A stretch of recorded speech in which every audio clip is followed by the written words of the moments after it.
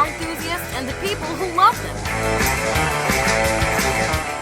Hello, this is The Thing About Cars, coming to you from Atlanta, Georgia. It is the end of November. How did it get to be the end of November, you guys? I don't know. Time does march on. Time does march on. Around the table today, we've got Dawn. I am stuffed. Stuffed still? Wow, okay, Yes. Cool. Ben, are you there? I'm here. Dave? I am here also. And Amanda? I'm drinking coffee. And our guest for the day is Trent. Trent, say hello. Hello. What's going on, Trent? Oh, it's another beautiful day in paradise. That's right. So let's quickly do our grand trivia auto question for the show, and then we'll move on with the remainder of our agenda. My grand trivia auto question for the day is simply, when was the first auto insurance policy sold? And I meant to do this one on October. We had so much abundance of trivia in October that I skipped it for October. But so when was the first auto insurance policy sold? Was it sold on October 20th of 1887? Was it sold on October 20th of 1897? Was it sold on October 20th of 1907? Or was it sold on October 20th of 1917? So the questions are essentially, was it 1887, 1897, 1907, or 1917?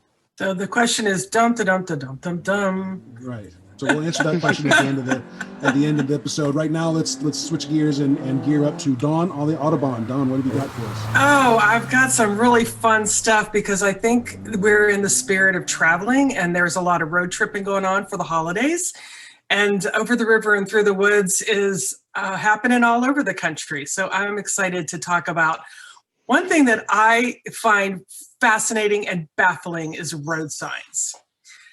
And this started off when Ben posted, in our personal private chat about the car with the skid marks behind them. And my sister and I, ever since we were little, when we saw those, we would say, "Oh my God, beware of black snakes biting your tire." And so I think that there are so many fun and laughable road signs. I wanted to share a few. A lot of them are from Europe or actually up north. We've got Amish country, so that we've got, horses drawing carriages, and you see them and you think you're always looking out for where is that horse drawing carriage going to come from in 2000 and whatever. Darting into the road ahead of you. Exactly. Yeah. And there's the sign with they show the falling rocks, but then they show an animal, like a goat that would be falling off the cliff. So I think about, what would that evoke? Falling cows or falling goats? Falling livestock, 4 miles ahead. Yes, beware, falling livestock. There's a whole site about baffling road signs that Britain has. And one of them is, and these are actually, European road signs are pretty universal. You get them in every country you go to. It's not like it's just Germany or just France or just England. It's pretty universal when you talk about road signs. So there's a road sign that's a T with a red line at the top on a blue background. Nice. And they have some cute comments that said, "I pity the fool," because it looks like a Mr. T sign. But it really means no through road vehicle vehicular traffic.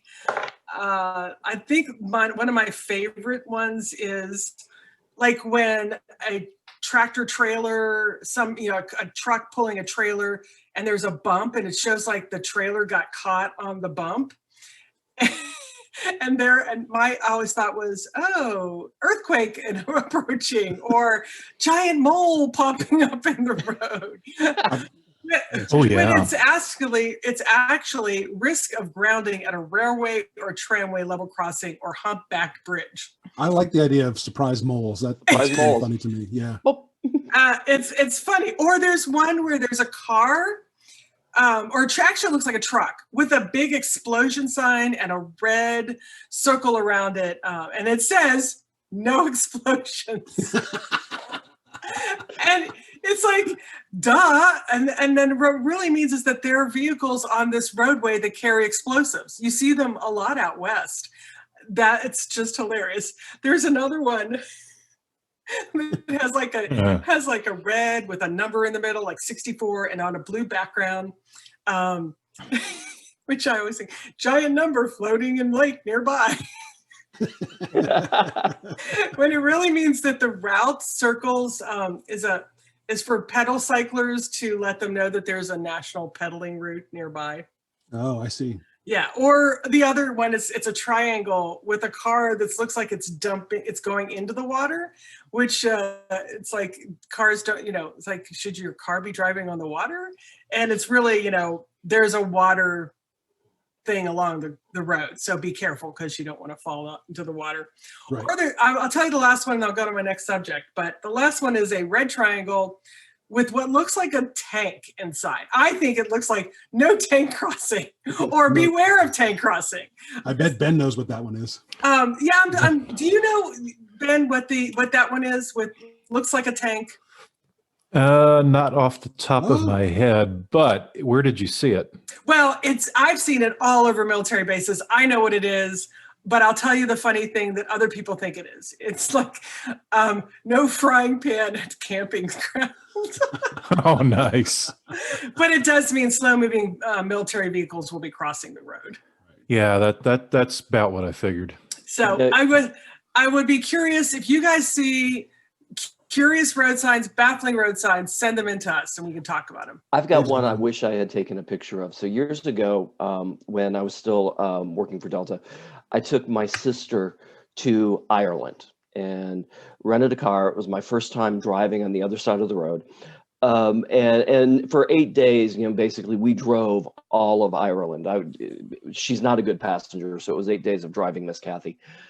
But when we were pulling into the Irish town of Tipperary, they have a welcome sign as you come into Tipperary that says, "Welcome to Tipperary. You've come a long, long way." And so thousands of cars stop so people can take pictures in front of the Tipperary sign. That's not the interesting sign. If you go a half kilometer up the road, the community has created a caution sign for this that shows a car about to drive into a huge crowd of people standing on the road. Because it's a long way to Tipperary. Because it's a long way to Tipperary. And by God, there's pedestrians everywhere. Oh, that's great. I've also just read of just this week I heard about this. There's a town in Austria that has a name that looks in English like a generally vulgar gerund. And they are now changing the name of the town because it's become such a kind of a tourist thing. Everybody comes there to get a picture of themselves with the sign. Well, there's also one of those in Germany. Germans have a lot of fun signs if you're an American. Ausfahrt, Einfahrt, Fahrtbahn. It's great, but there is a little. In Germany, lakes are called Sees, S-E-E, like Sees candy. That's what they're called, Bodensee. That's what they're called. And so in the Black Forest, there's the Titty Sea, and I have a T-shirt from there. So yeah. And my husband did not want to leave that town. When we were driving through Germany, he's like, we're just gonna stay at Titty Sea. I was like, okay. So that's my road sign story. That's hilarious. So I have one to add to the list here, and it doesn't even involve a picture. It's just something, and I'm sure Amanda can attest to seeing these around, but there's this thing that happens in Atlanta streets where the sign simply says no. Oh yeah. Yes. It's not even a specific thing. It's just your mom is standing over the intersection saying no, and I just think that's hilarious. It is. I hope that people look for signs as they're on their road trips. But my next topic is real quick. I hope that they play games with their family. I think that, we play games a lot. We even played games on the way down to Savannah last week. And the license plate game is really fun. I think the car scavenger hunt, what do you see? But there's one that before I reveal it, who knows what a punch buggy is? I do. Good, good. There is a definitely old-fashioned road trip where you look for a punch buggy and you get points. We'll tell everybody what a punch buggy is in a second, but you get points for a classic one or for a large one or for a Herbie love one. So tell us, who wants to tell us what a punch buggy is? Go ahead, Trent. You're the guest. The way I was raised anyway is it's an old VW Bug, and you punch the color, or you punch somebody if they weren't wearing that color. At least that's how we played. Yeah, exactly. It's a Volkswagen. I mean, And that's a nice way to play it. I mean, we played it much more savagely. That if you were the first one to see said bug, you could say punch buggy, and then you got to wail away on your person next to you. That's yeah. My older brother and I would come back from car trips with like just bruises and welts all over ourselves. what other car games did you all play or love? I love the license plate game, frankly, and I also like the alphabet game where you have to start with A and name every A until you exhaust them, and then go to B and C and whatever. Did you ever play Padiddle? Mm-hmm. No. No. Padiddle, the way I understood it, was you're driving around at night, and if you see a car with a headlight or a tail light out, that counted as points, and you get to call Padiddle, and the person with the most points got to be awarded. In my version of the game, you got a kiss from whoever was in your seat next to you, which in college was kind of fun, but I haven't played much since then. I've played Bizbat in the car but I had to be the driver, and I was a driver, and I played backwards. It was quite hilarious. Okay, so if we have time for one more, you tell me. You got 60 seconds, Don. I got 60 seconds. Okay, this is gonna be in your grind the gears segment. Okay. Almost. We could take it up. Cobblestone roads in Savannah.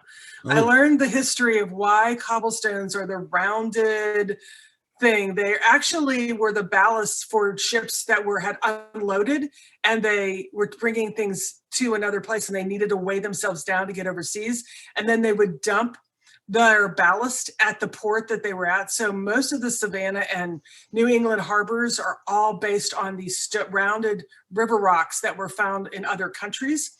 And but the technology of the cobblestone was so horses could catch their hooves on them as they were going. So my husband and I were having a debate were these ever smooth, and did over time they wear away? No, they were meant to actually be so that horses could grapple onto them with their hooves and their horseshoes. Huh. Yeah. I had no idea. I never knew that. Yeah. That's interesting. It was fascinating because yeah. of course, you go into Savannah, so you have to go to River Street, and you have to walk all over the place, and you have to get on the cobblestones, and you have to break your neck. And, but it was for the horses, actually. Right. Yeah, oh, wow. Yeah. Huh. So that's my last piece of Autobahn travel, this segment. So how was the trip to Savannah? Oh, it was so needed for the soul. I can honestly, I'm going to give a shout out to Holiday Inn Express.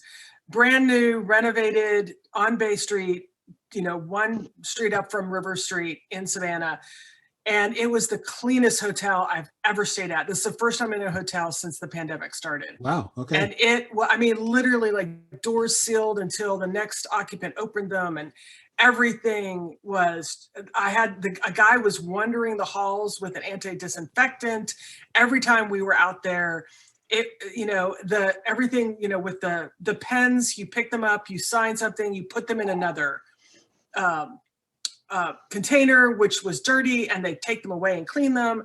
Your key cards, if you didn't have an automatic lock on your phone, were put in a completely separate bin and disinfected or discarded. I'm worried about the waste a little bit. Hopefully people are truly disinfecting, but it was and an outdoor experience. You can eat out so many places in Savannah. Sure. So I would say, it's hard for people, I know, but if you're going to Savannah and it's not too cold, it was a beautiful day. Beautiful.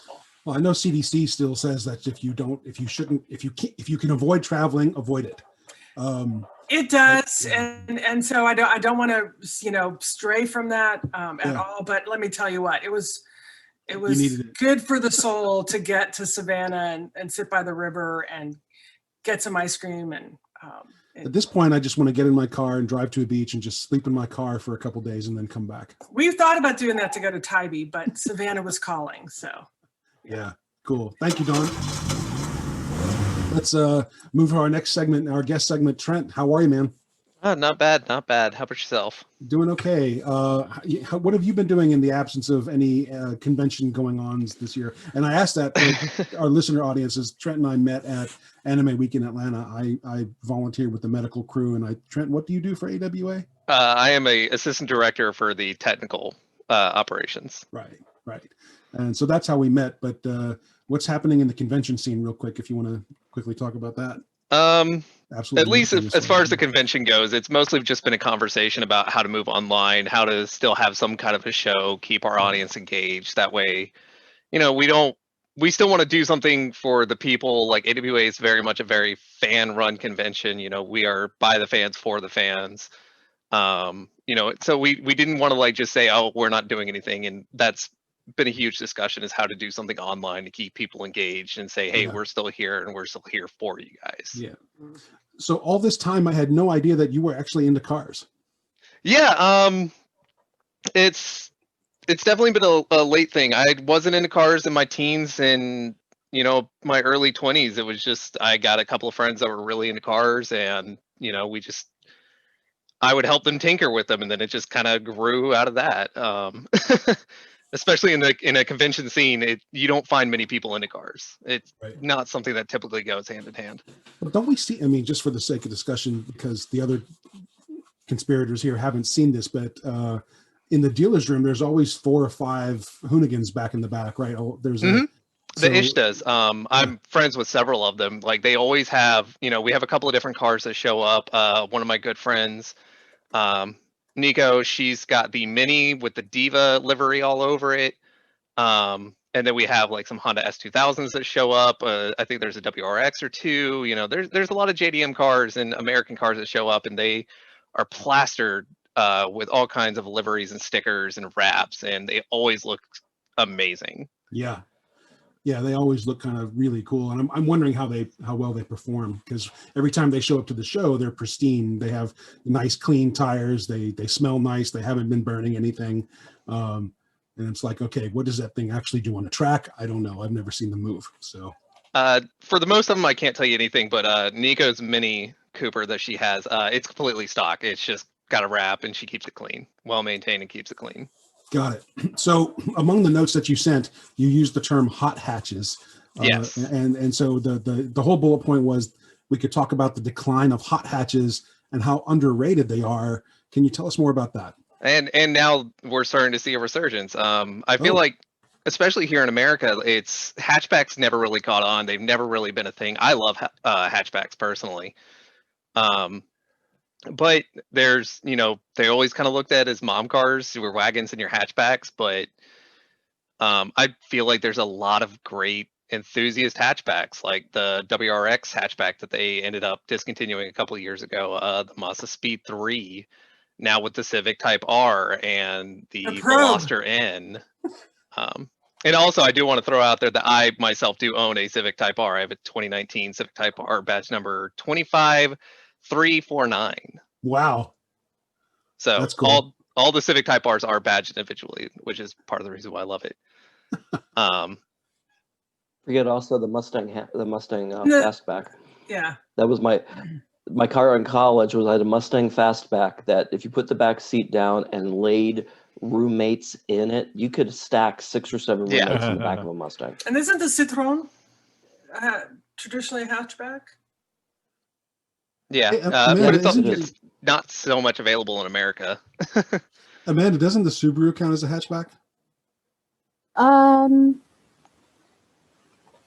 Or is it not quite a designated thing? I think the Outback would Yeah, count as a definitely hatchback. the Outback would. I'm not sure about the Crosstrek, to be honest. Well, everything that's more or less in the hatchback category in the United States right now is a 5-door body, like a little mini wagon. What I really miss are the true 2-door hatches, which are basically gone now. In fact, the VW Golf is no longer available in any 2-door form, and I think that's a travesty. Agreed. But the first car that really was, thought of as the hot hatch was VW's GTI, which, is a hotter Golf that came out in the 70s.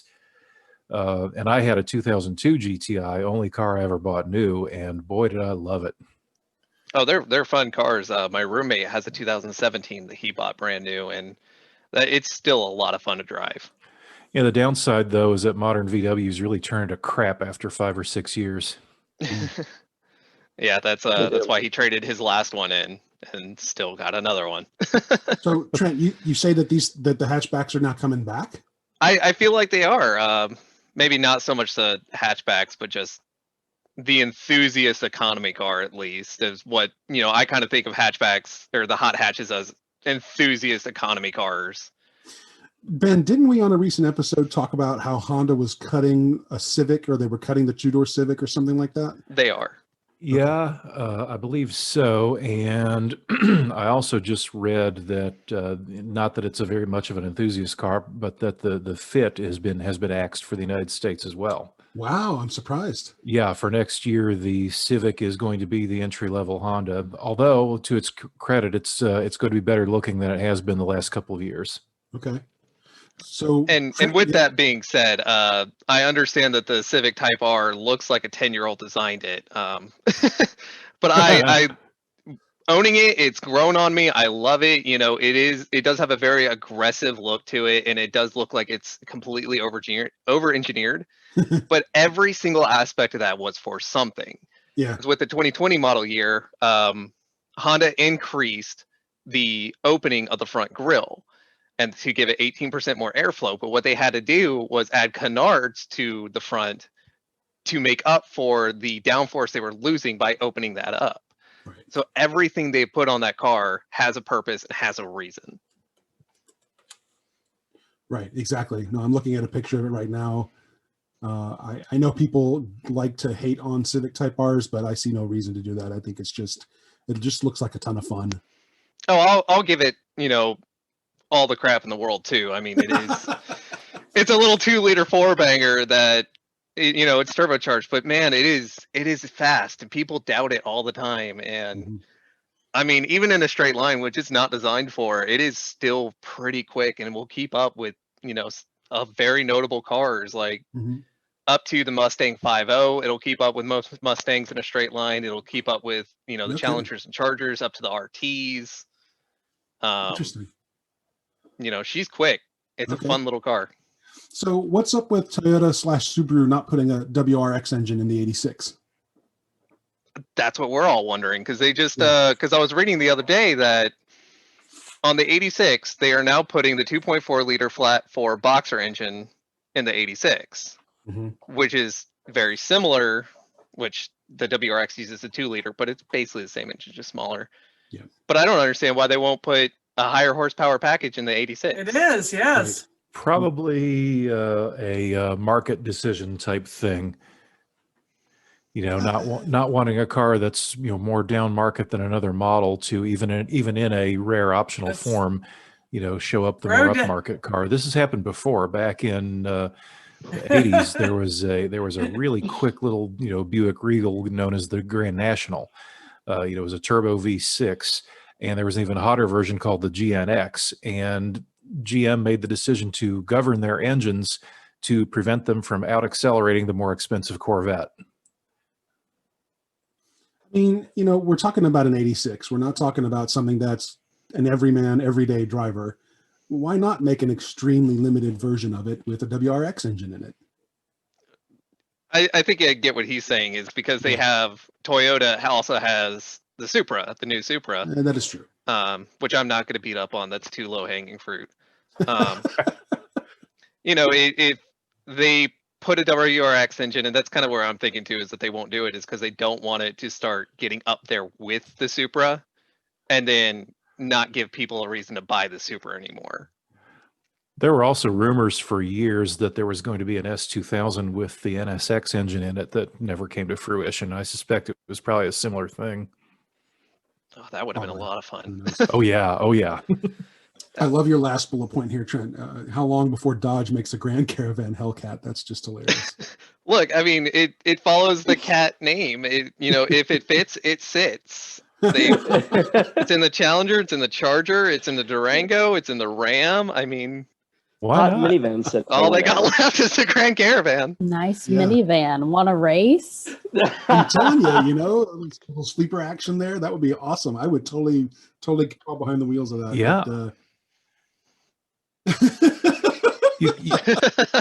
You can haul ass and other stuff too.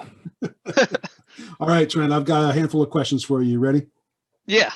All right, number one, what is your dream car? To be cliche, I'm gonna say an R34 Skyline. Yeah, that's but if you don't want the cliche answer, a Mazda Cosmo.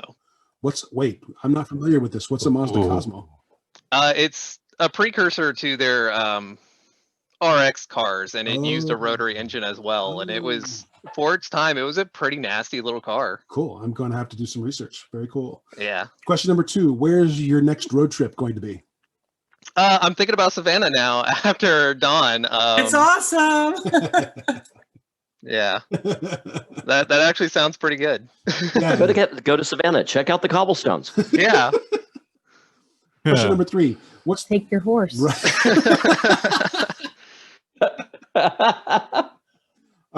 what's the most fascinating thing you've seen in someone's house or garage?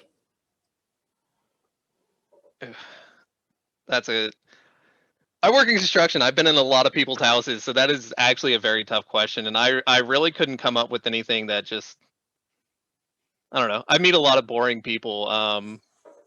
No, that's cool. It's sort of a tough question. We used to say, what's the weirdest thing you've seen in someone's garage? But to us, nothing is really weird. So Yeah. So- Yeah, I've seen a lot of things. That's why nothing's particularly interesting. But I can divert that and tell another story that you guys might like. Like I said, I worked in construction. I am an electrician, or was anyway. I got promoted to an office, whole nother story. But I did work on the Porsche Hotel down by the airport. My company did all the electrical work for their hotel. And I was one of the last people on the job once we finished it all up. And I was there, finishing up some things and just helping out in general for their grand opening. And I helped them roll in the Panamera, if I'm saying that right, Yep. for the grand opening.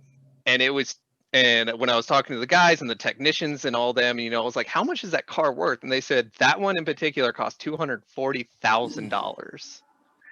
And it was their like top of the line, top trims, red leather interior, like all red leather interior. Oh, it's gorgeous. It was stunning. absolutely beautiful.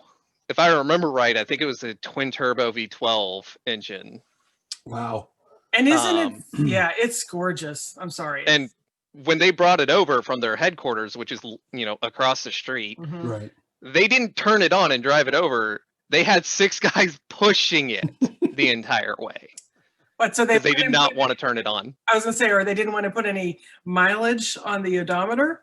Yeah, basically. So they just rolled it over, and then, they got it into the ballroom, they jacked it up, cleaned the tires back off. They had a whole nother crew come in and detail it again, and, make sure all the, the emblems were facing the right way on the wheels. And it was just working on that, and seeing that was awesome. But working on that job, we actually got to sit out there and on the top of the building and watch them do their races on the track behind their headquarters. Yes. And that was always really fun to watch.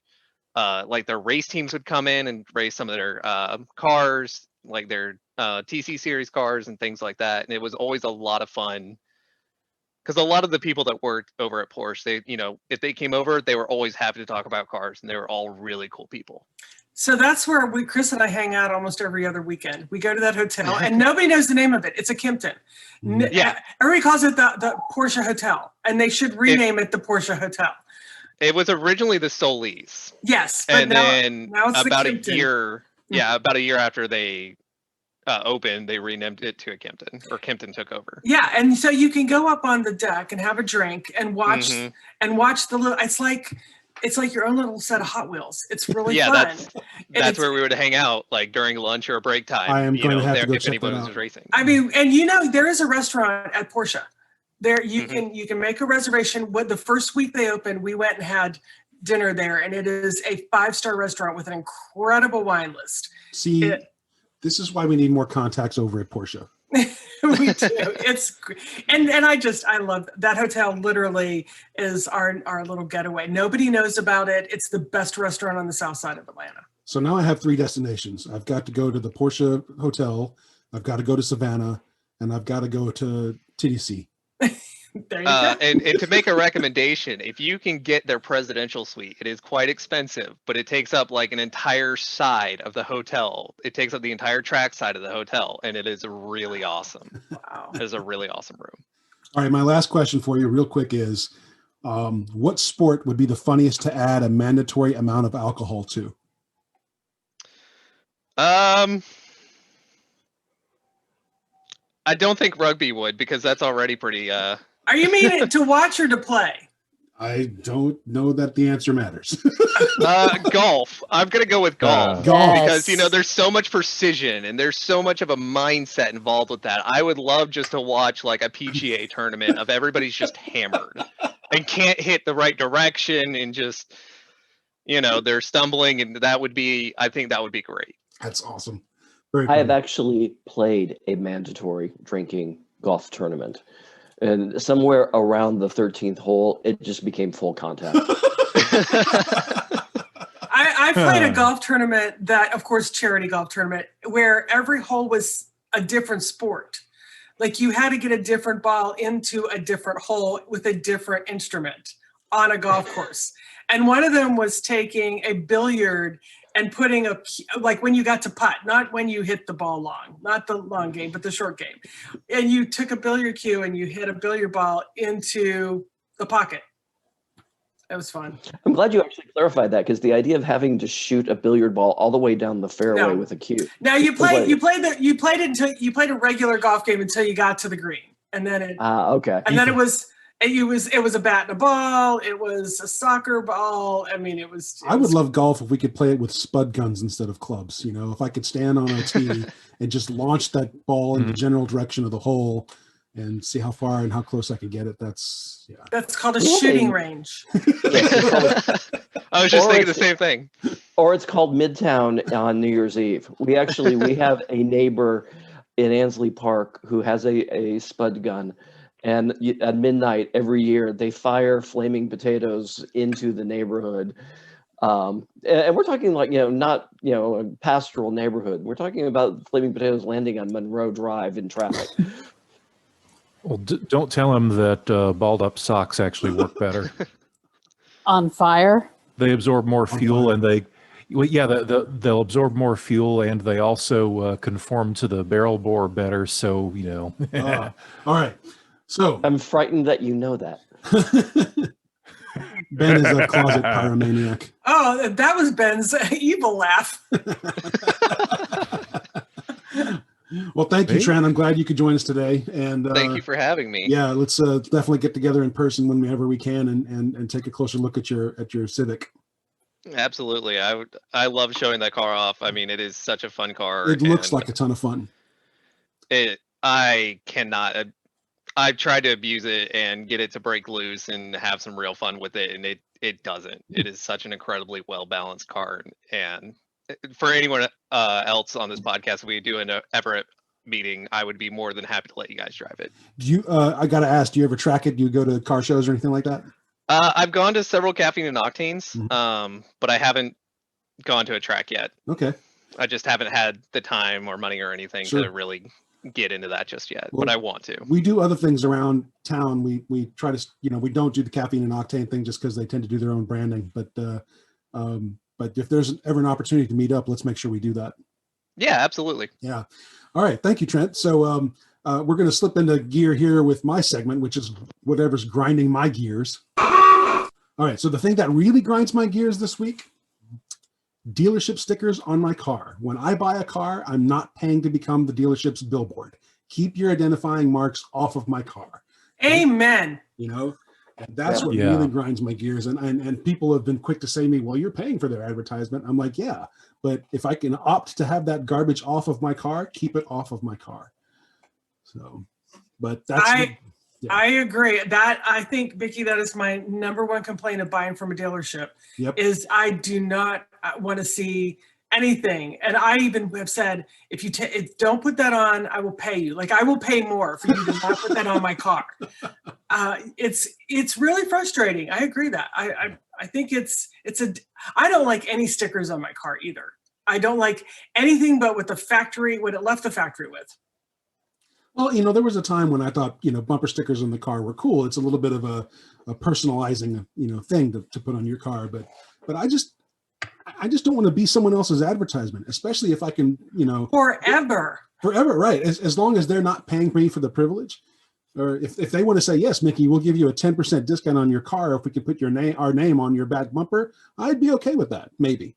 But gosh, that's just the assumption that I could drive away with a car that says Honda Carland on the back of it. I'm like, I don't want to be your advertisement. Sorry. Forever. Right. Yeah, unless you're giving me some free oil changes or a price discount. Exactly, no, thank you. Exactly. That's exactly right. But Since all of a sudden I am now looking at a new car, this is timely. I appreciate the reminder of that. Speaking of which, right. Dave, we do have a couple extra minutes here. Did you narrow down your selection? Not yet. So for those listening, my beloved Jeep Wrangler was nailed this week by a truck and bobcat trailer that broke free on the hill that we live on. Fortunately, no one was hurt, but it rolled down the hill about 200 feet with a lot of momentum, hit the front of my Jeep where it's parked in front of my house, spun it around 170 degrees, and then shoved it another 30 feet down the street into my neighbor's Highlander. And when we got home, the Jeep was stuck in the middle with the Bobcat jacking the Ram truck up into it. And the one thing I will say, again, singing the praises of the Wrangler apparently just needs a new bumper and to have the wheels remounted. It nailed that Dodge Ram front of the. I thought the Dodge. You said it was a Toyota Highlander too? Yeah, well, yeah, the Highlander, the truck hit my car, spun it around, and then shoved it down the road into the Highlander. The truck was a Dodge. Oh, gotcha. Oh man, what a headache! Yeah, I'm glad nobody was hurt. Yeah, yeah, so was I. And the poor young man who was like loading the Bobcat, I think maybe was 21, was just absolutely beside himself. My neighbor and I were like, okay, even though you just wiped out our cars, really, it's not that bad. No one's hurt. Well, Everything so I'm That's curious. what insurance is for. Yeah, and are you going through the company's insurance and not your own? I am actually going through my insurance because they are making it so damn easy for me, and they're dealing with the other company's insurance. Okay, be careful. I've done that twice, and I have really gotten messed up. Really? Yeah, they. It's just so frustrating. They make it seem so easy for you, and they, say you're going to get top dollar for it, and a lot of things. But remember, they're getting your car, which means they're getting all your parts, which means they're just going to sell that car off for parts and make their money back. But for most people, they just want to be free of the headache. And true, but I would just question when you get the itemized list of what's your vehicle's worth, I would look at that very, very carefully. Got it. I should come out and say they're not totaling it in my case. They're just fixing it. Oh, so they're fixing it and then you're going to sell it? Yeah, I think so. Okay. I wish I could afford it. I think so. Yeah. Yep. Let's talk offline. Yeah, you're kidding. Yeah. All right. So jumping on to the next segment, we have listener viewer input here. I've got a couple more worst car you've ever owned stories, or not stories, but statements here this time. My friend Jerry says that the worst car he ever owned was a white Corvair station wagon. He says the exhaust leak and you could not drive with the windows up. And I'm like, was that all Corvairs? Is that why they made them a convertible or what? And then Julie says she had a Volvo wagon. She doesn't even remember what year it was, but it was a V70. It was a great test drive, but the day she picked hers up was when everything started to go downhill. It ultimately ended when a wheel came off the axle while she was driving it on the interstate. She says all she says at that point was simply good times.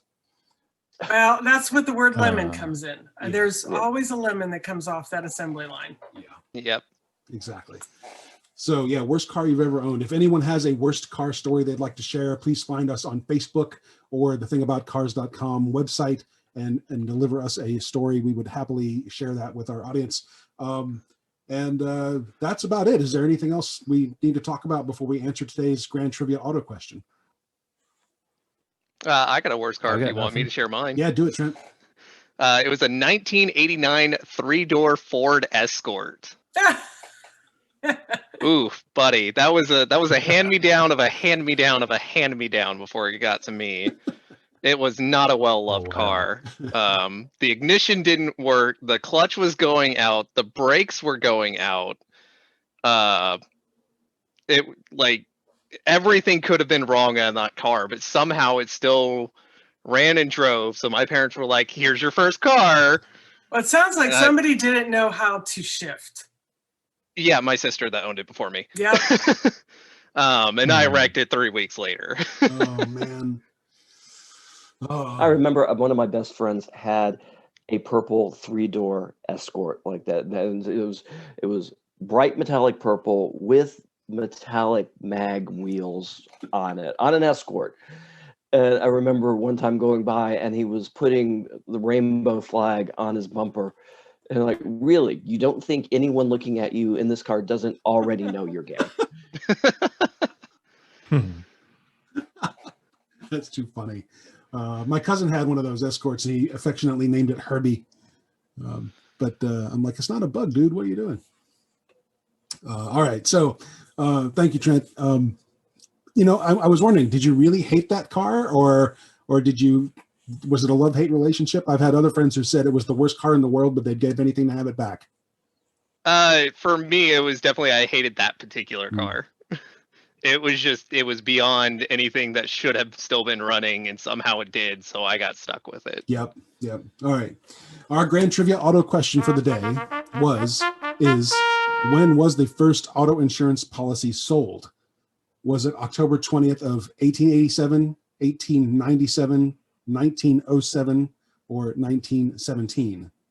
Bonus points if you can name the company that sold it. All right, I'm going with Farmers 1887. 1887, that's Dawn. Ben, you got a guess? I'd probably go with 1907. 1907? 1907? Yep. Any guess on a company name? No idea. Dave, what do you think? Travelers 1897. Amanda, what do you think? I really have no idea on this one. Dave was thoroughly decisive. He had no guesswork at all.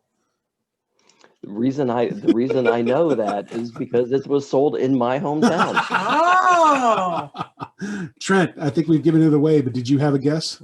Yeah, I was actually going to say Farmers 97. Oh, 1897. Well, the correct answer is 1897. It was October 20, 1897, but the Travelers Company sold it. Travelers Company out of Hartford sold it to a gentleman named Gilbert J. Loomis of Westfield, Massachusetts. So that was the first auto insurance policy ever sold, 1897. And It was written out of the Traveler's office in Dayton, Ohio, because that's where he picked up the car. And the only reason I know this is there's actually a plaque in downtown Dayton, commemorating the birth of automotive insurance. Just gives you an idea of exactly what an exciting place downtown Dayton can be. well, I mean, that is definitely trivia because my answer was really, Farmers Weds, is an old insurance company. And you would have thought that people, tractors and such, those were the, farmers were thinking about that at the time. So that's good trivia. That was my line of thought. Yeah. Good trivia. Thank you. So we are running out of trivia items again. If any listener has any cool car trivia that they'd like to share with us, again, please hit us via our Facebook page or the thingaboutcars.com website. And that's all I've got for today, you guys. Thanks for joining us for another episode of The Thing About Cars. Thanks to our panelists. Am I allowed to call you guys panelists? Sure. Our drivers? It doesn't seem quite right. Anyway, we'll work on that. Panelist sounds so much better than Angry Mob. thanks you guys for joining us. We all hope that you and yours are staying safe out there, and we'll see you with another episode in about a week. Take care. Hi, everyone. Hey there. Thank you for listening. This has been The Thing About Cars. We'll see you on the road.